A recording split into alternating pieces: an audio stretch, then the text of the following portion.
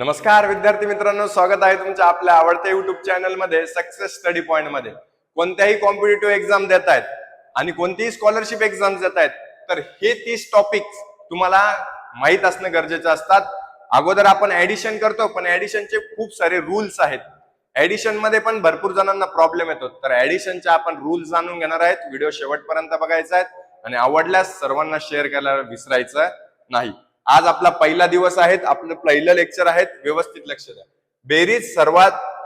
बेरजेचे सर्व नियम आपण शिकणार आहेत, म्हणजे ऍडिशन रूल्स इन मराठी. सर्व ऍडिशनचे रूल्स आणि इंग्लिश आणि मराठी दोघी लँग्वेज मध्ये तुम्हाला मी काय केलंय, प्रोव्हाइड केलेत. सर्वात अगोदर पहिला नियम तुमचा. आता पहिला नियम तुम्हाला काय सांगणार आहेत, व्यवस्थित लक्षात घ्यायचा आहे. कम्युटेटिव्ह प्रॉपर्टी पहिला नियम आहे आपला. पहिला नियम तुम्हाला काय सांगणार आहे, लक्ष द्या.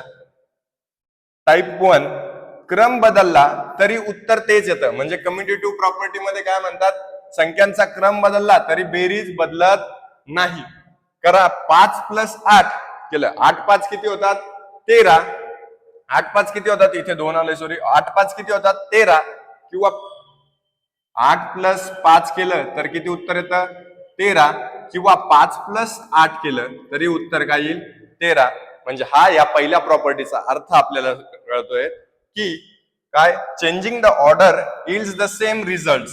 Commutative property says the sums remains unchange.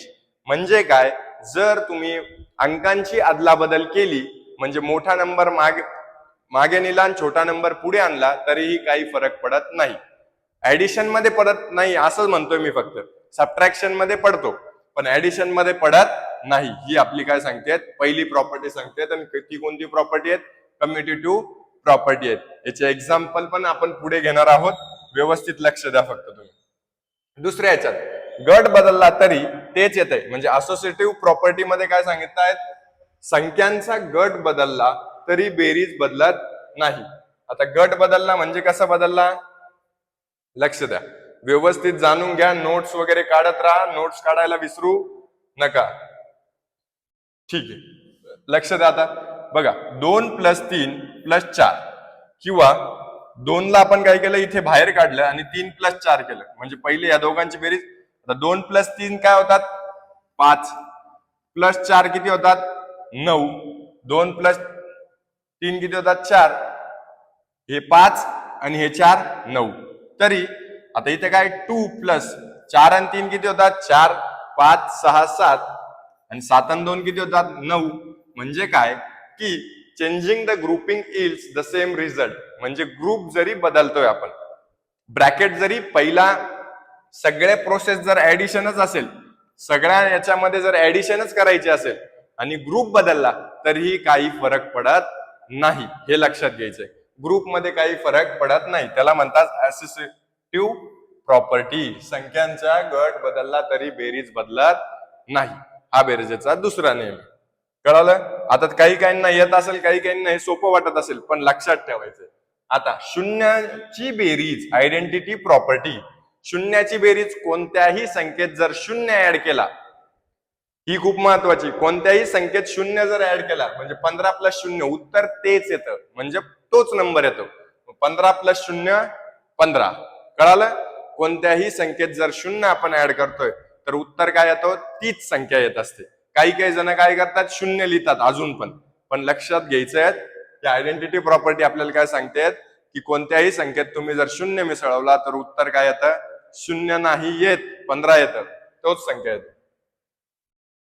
चौथा टाईप, धन संख्यांची बेरीजची संख्या बेरीज नेहमी सरळ पद्धतीने केली जाते. आता धनसंख्या म्हणजे काय,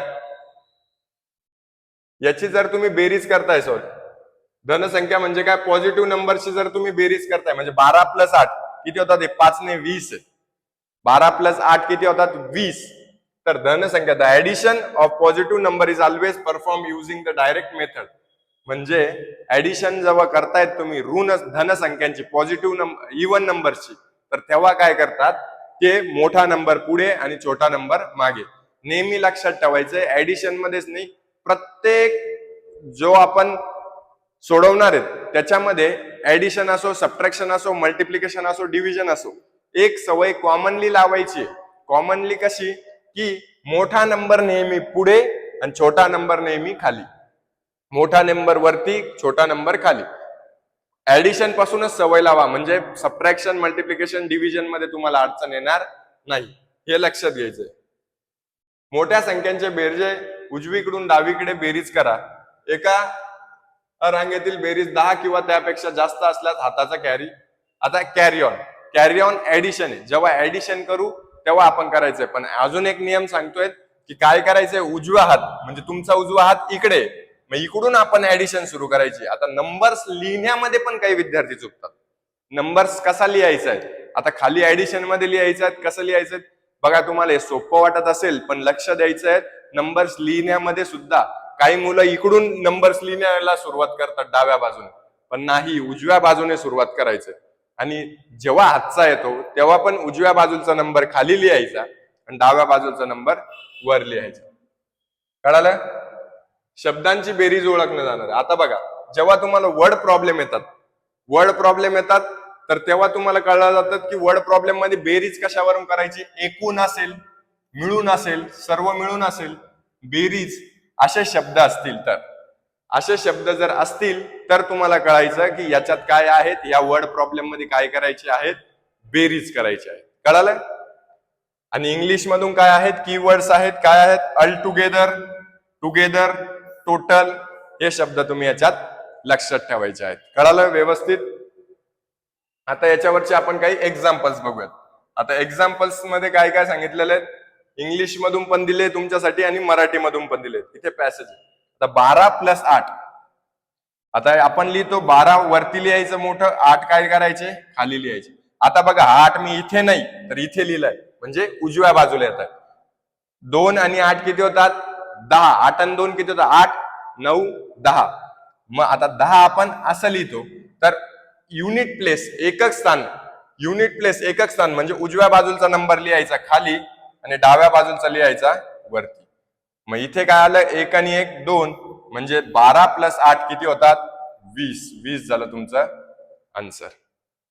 परत 25 + 17, 7 आणि 5, 7 5 किती होतात, 12. 12 परत 1 आजच्याला 2 इथे, 2 आणि 1 3, आणि आजच्याचा विसरायचं नाही 4, म्हणजे काय झालं 42 झालं तुमचं आन्सर. बघा, इथे जसं जसं पुढे जातोय तसं तसं सगळं दिलेलं आहे तुम्हाला. तिसरा तुम्हाला होमवर्कला घ्यायचंय, 5वं होमवर्कला घ्यायचं. आता हे सोडून दाखवतो.